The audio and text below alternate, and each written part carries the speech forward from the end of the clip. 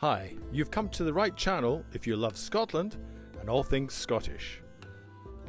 My name's Iain, and I invite you to join me here at Distinctly Scotland as I explore the beauty and wonder of this amazing wee country on my grand tour. Let me help you discover the history, the land, the culture of Scotland from a Scotsman's perspective. In this series of vlogs, I'll be travelling all across the country, exploring and discovering what makes this land so unique. From ancient castles, battlefields, whisky distilleries, and to the architecturally magnificent structures found in both Scotland's cities and breathtaking countryside. Along the way, we'll also be experiencing the railways and the transport infrastructure. And I want to introduce you to the wonderful characters that over the centuries have made Scotland such a unique, special and diverse place. You know, there's so much more to Scotland than the boy wizard. This country is absolutely packed with history.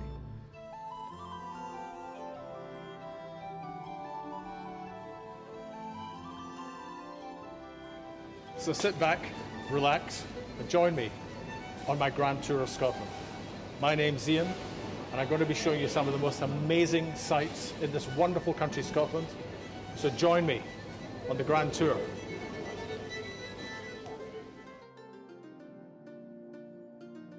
This is Distinctly Scotland, and you've joined us on our grand tour with me, Iain.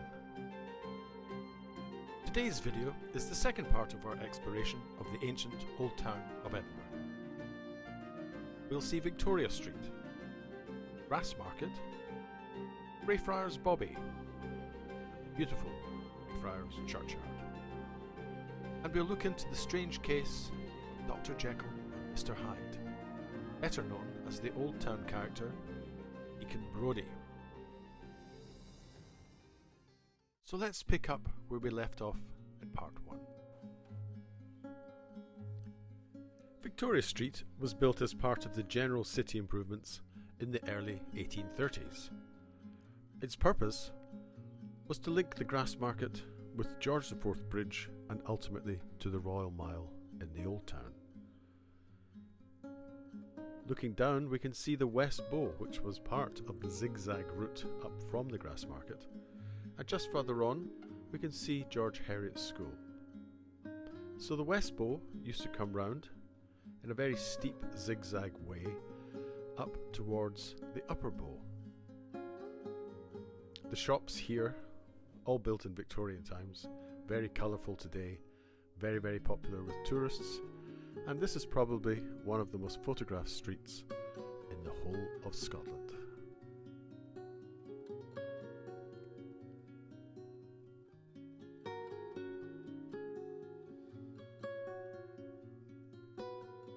The steps here at the Upper Bow are where we're going to descend down on our journey to Victoria Street.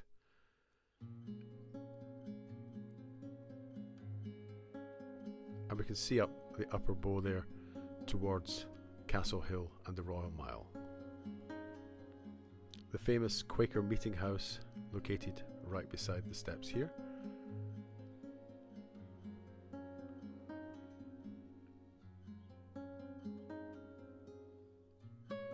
The recent addition to the street is Bertie's Fish and Chip Shop, always a favourite with everybody visiting the city.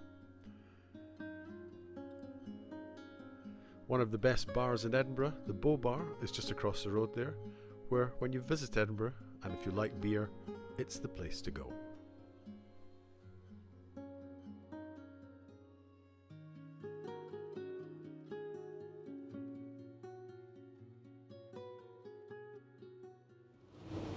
I want to show you this shop here.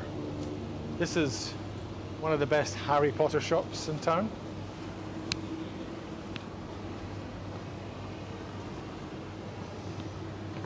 This has a cornucopia of Potter memorabilia and interesting little items.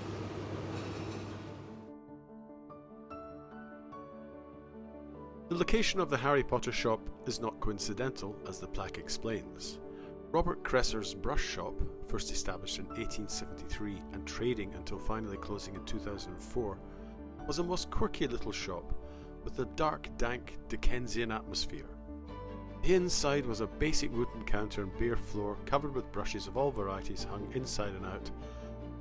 Could this amazing establishment, full of the original Victorian fixtures of dusty boxes and broomsticks, could this have been the inspiration for Ollivanders and Harry Potter? Well, most people think so, and that's why the Harry Potter shop is right here in Victoria Street. We're moving south now, down the West Bow towards the Grassmarket itself, and you can just see the water fountain in the middle as we pass. This, built in 1874, this is where people got their water. We didn't have water piped into every home. You'd come down here and get your water from the well, here at Victoria Street.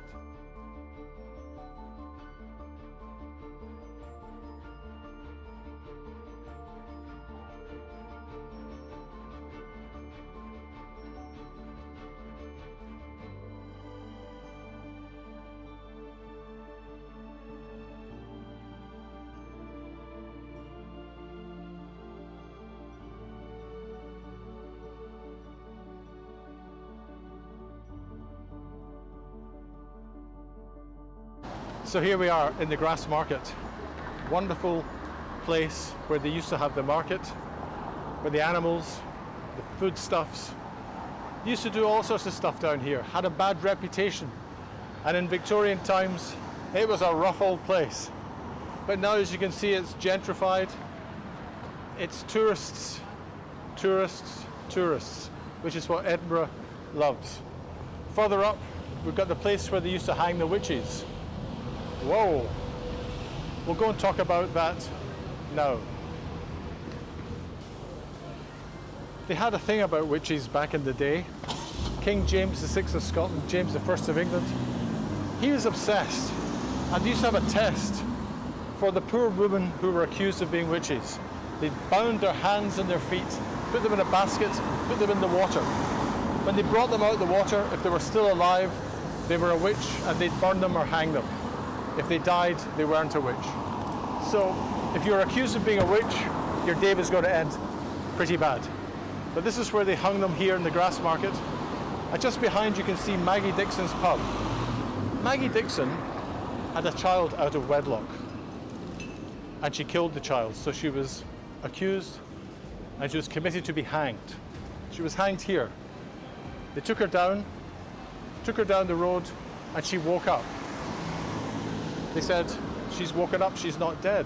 So they brought her back here, and the magistrate said, it says you can only be hanged once, and it must be an act of God. So she was released, and she opened this pub behind, Maggie Dixon's.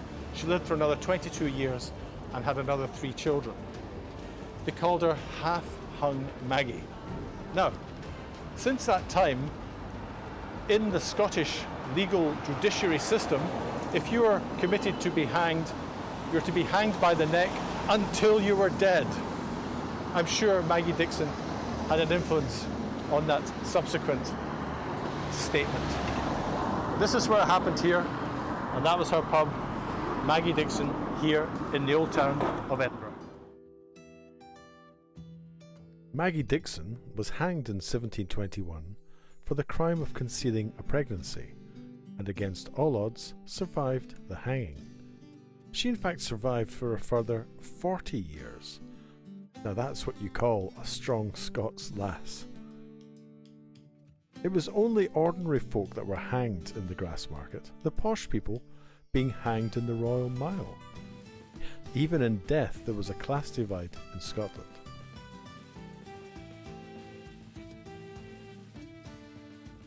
Now the Grassmarket has always been a noisy, rowdy place with many inns, hostelries and lodging houses full of revellers enjoying life, and it took until the latter part of the 20th century for it to be cleaned up and somewhat gentrified. The oldest inn in the Grassmarket is the White Hart, and during 1916 During the First World War, it was targeted by a German Zeppelin in a rare bombing of Scotland. 4 people were injured and 1 died at the White Hart when that bomb exploded. Now they say that over the years staff have reported mysterious noises, slamming doors and shadowy figures. In fact, the White Hart, a building dating back to 1516, is not only the oldest pub in Edinburgh, but it is the most haunted pub. Many famous people have stayed in and around the Grassmarket. Thomas de Quincey, who wrote The Confessions of an English Opium Eater, he wrote it partly in lodgings in the Grassmarket. And the White Hart has had Robert Burns and William Wordsworth, the famous poets, staying there. In fact, Robert Burns stayed in the White Hart in his last visit to Edinburgh.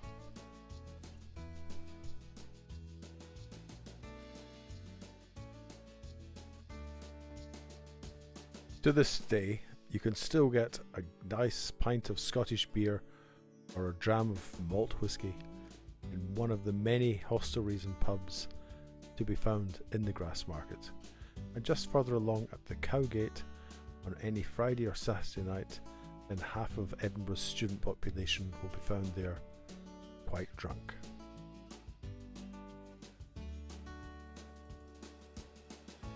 It's quite an impressive sight, Edinburgh Castle on the Castle Rock. You can understand why they chose that place to build a castle. Easy to defend, amazing.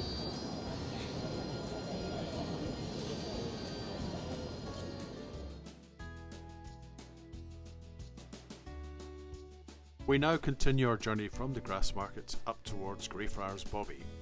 This takes us along to the entrance to the Cowgate, and we enter now Candlemaker Row.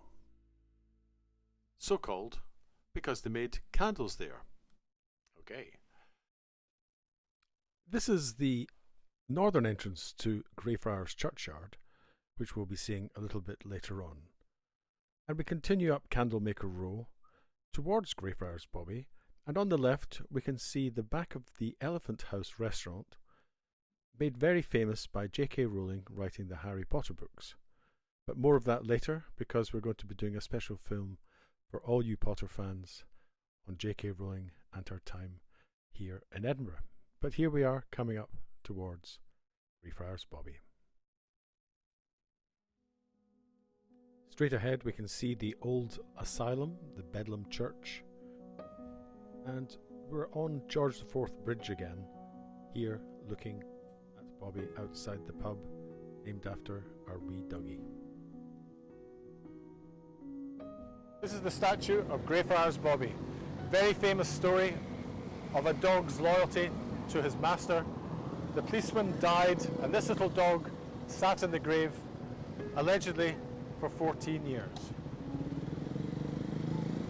Now, a few years ago, a lot of visitors started touching his nose. We don't touch Bobby's nose. Please don't touch his nose. We never touched his nose until about 5-10 years ago. And look at his wee nose, it's getting rubbed away. If you're a dog lover, don't rub his nose. Because you only touch the statue of David Hume for good luck. Not wee Bobby.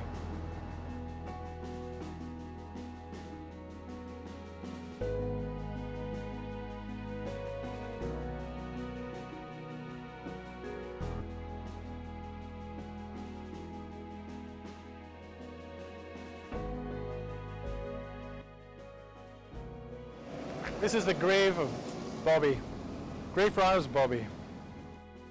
On the gravestone it says, Greyfriars Bobby died 14th January 1872, aged 16 years. Let his loyalty and devotion be a lesson to us all.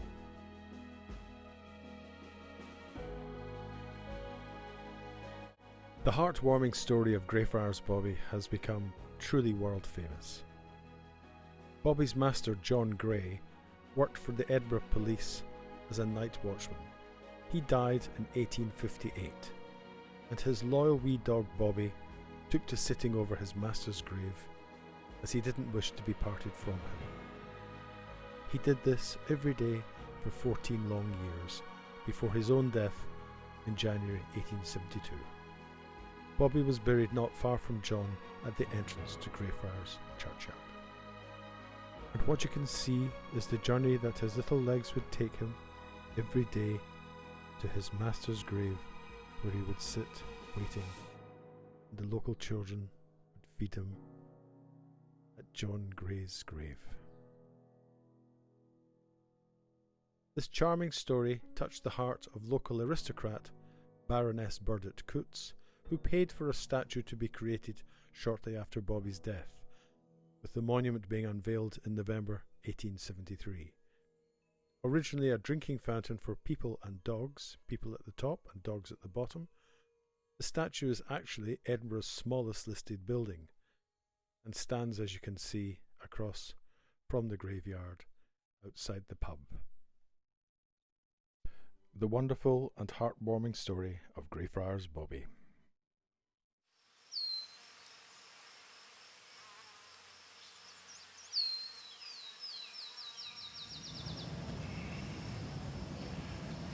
Beautiful, quiet place in the middle of Edinburgh, the Greyfriars Cemetery and church here.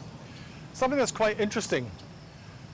In the 19th century, Edinburgh was one of the foremost places in the world for education in medicine. The doctors were world leading in terms of anatomy, and what they needed were cadavers, dead bodies, to dissect, to learn about the human form. It gave rise to a quite gruesome crime. Let's look over here.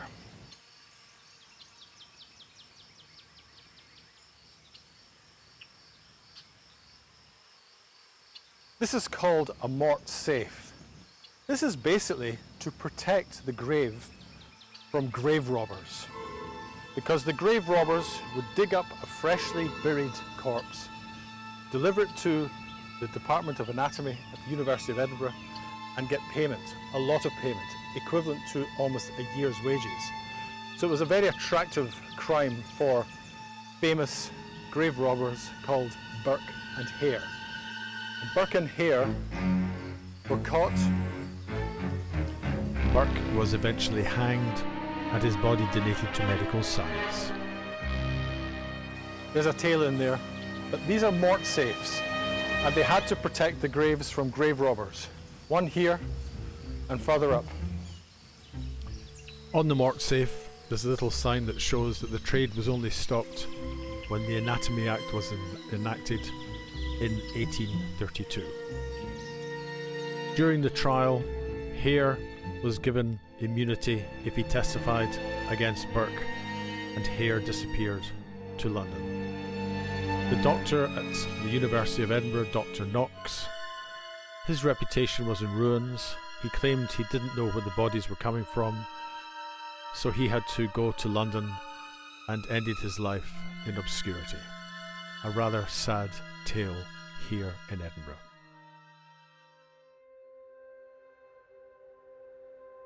However, it's not all sadness in Greyfriars Churchyard. It is a beautiful place for reflection, and when you come to Edinburgh, I sincerely hope you come to visit it. Let's now take a moment to reflect upon this beautiful place.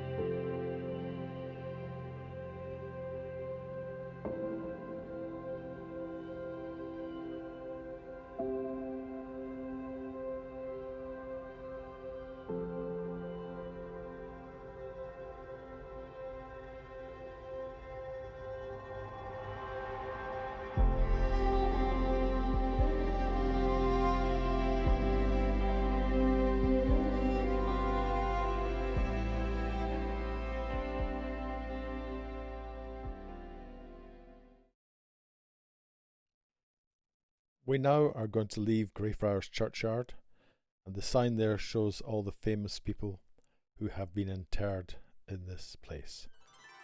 So leaving the place of Greyfriars Bobby's grave and John Gray's grave, we exit, and across the road we can see the National Museum of Scotland, that new building built in 1998.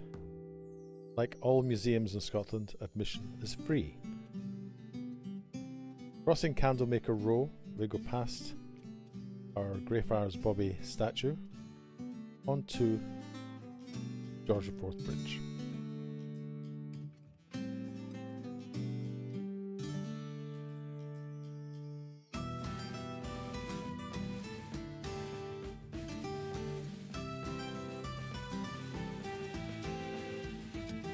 On George IV Bridge we have the Elephant House Cafe, which we mentioned before, where J.K. Rowling wrote some of the books of the Harry Potter series. And you can see that the cafe is quite keen to tell people that this indeed was the birthplace of Harry Potter. But as we will show in a subsequent video, there were 2 or 3 places that was the birthplace for Harry Potter. But J.K. Rowling, sitting in the cafe, had a great view out to the back over the churchyard, as you can see. And that gave her great inspiration.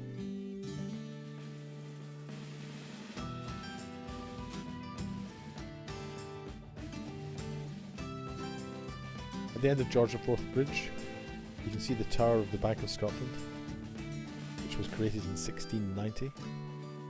And at the Bank of Scotland headquarters there, is a very fine museum about the history of that banking institution. On the right again we can see the National Library of Scotland, built around the time of the Second World War, completed in the 1950s. And across the road from the National Library of Scotland is the Central Library. The Central Library was one of the libraries created by the American philanthropist Andrew Carnegie. He was in fact Scottish and was born not too far away from where this library was built, across the River Forth. And this library has a fantastic sign on it saying, "Let there be light." A truly magnificent structure on George IV Bridge, the Central Library. And Andrew Carnegie, when he gave the money for its construction, stated that the area behind the library had to remain clear of building to allow light in. As he said in the front, "Let there be light." Sadly, the Virgin Hotel is being built behind, and we don't really know why that instruction to keep the light has been taken away. Anyway, that's progress, I suppose. Across the street we can see the National Library of Scotland again, and the 2 lovely red telephone boxes. And we continue up George IV, and we've completed the loop.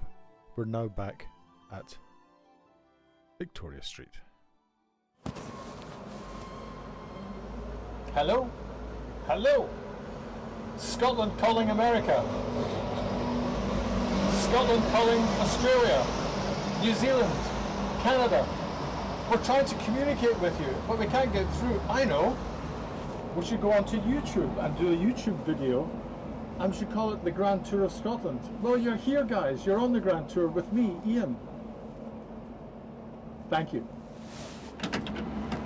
This is such an anachronism. You just don't have telephone boxes anywhere in the world.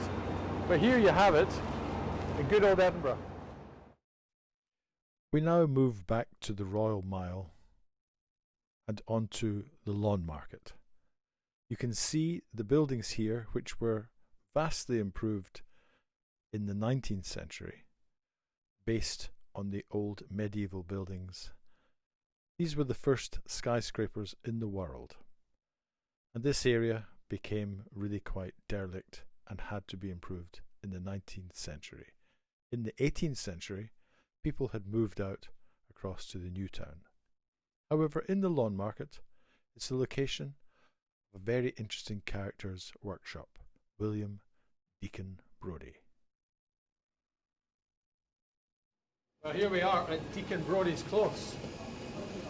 I don't think he looked like this. Deacon Brodie was a cabinet maker and a locksmith, and he was the inspiration for Dr. Jekyll and Mr. Hyde. The life of William Deacon Brodie, who died in 1788 at the age of 47, is a tale of excess, corruption, and fundamentally addiction. As an upstanding citizen, a town councillor and head or deacon of the Guild of Cabinet Makers, he mixed in the higher echelons of Edinburgh society. A well-to-do and skilled cabinet maker with a working knowledge of locks and security systems, his socialising with the gentry allowed him to meet the celebrity poet Robert Burns, the painter Henry Raeburn, and he was a regular at Edinburgh's Cape Club for gentlemen. Yes, William Brodie was a respected gentleman. However, William Brodie had a secret weakness. He was a thrill seeker, with a penchant for gambling, drinking and womanizing, having sired 5 children by 2 mistresses.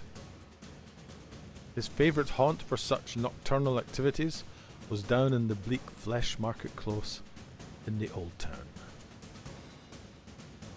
This reckless behaviour developed into burglaring the houses of his customers. He made wax impressions of the keys he himself had made, and he and his accomplices could gain access to their victims' houses or premises. It's said that Brodie would make a social call on his victims, plying them with alcohol, whilst at the same time his grubby little gang were robbing that very house, normally from the basement, thus providing the devious Brodie with the perfect alibi. Well, inevitably his luck ran out. 2 of his gang were caught and turned King's evidence to implicate Brodie. He quickly went on the run, first to London, then Amsterdam, where just before he boarded a ship for America, was caught and brought back to Edinburgh. He was tried, convicted, and on the 1st of October 1788, he and one of his gang were duly hanged at the toll booth in front of an audience of 40,000 cheering locals.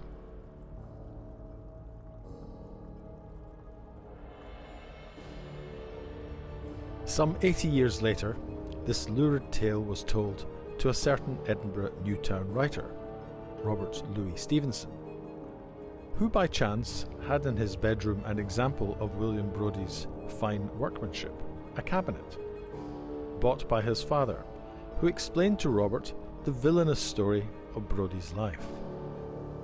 Robert was totally captivated by this tale, and it inspired him to write his 1886 bestseller, The Strange Case of Dr. Jekyll and Mr. Hyde.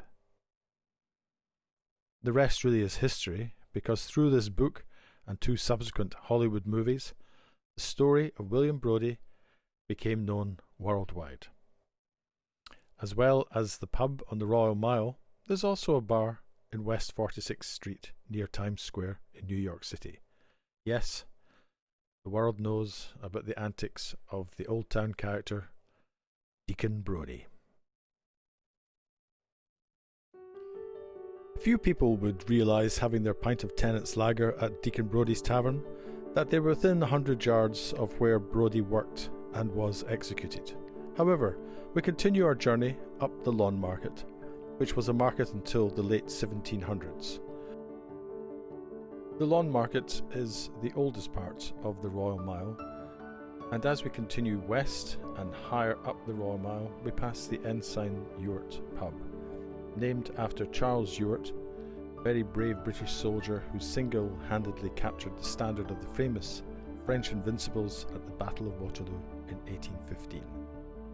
The Ensign Ewart pub is the highest pub in Edinburgh and is right on the cusp of Castlehill and Lawnmarket. As we continue up Castlehill, we can see that this is a favourite spot for our pipers to entertain the public, and very good it is too. On the left, we have one of the finest restaurants in Edinburgh, which is the Witchery. Definitely worth a visit if you come into Edinburgh at Boswell's Court.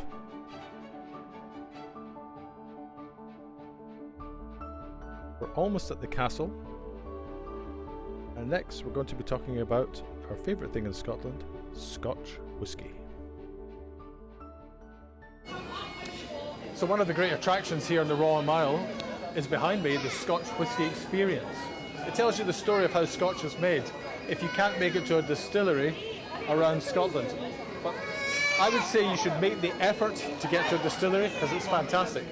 But the Scotch Whisky Experience shows you all the whiskies and how it's made, and you can get the different tasting notes. Fantastic when you're here in Edinburgh at the Royal Mile. Because just beside the castle, which is just over this way, of course the castle is fantastic. It's the #2 paid attraction in the whole of the UK and the #1 paid attraction in Scotland. But we're going to have a video specifically on Edinburgh Castle and the amazing 1 o'clock gun. Our next video is on the wonderful Edinburgh Castle and the story of the 1 o'clock gun. However, we have come to the end of this video of Edinburgh's Old Town Part 2. I hope you've enjoyed it. If you want to help to fund the production of these videos, then please check out our Patreon page below. You can also get great discounts on our tours. And please subscribe by hitting the button below.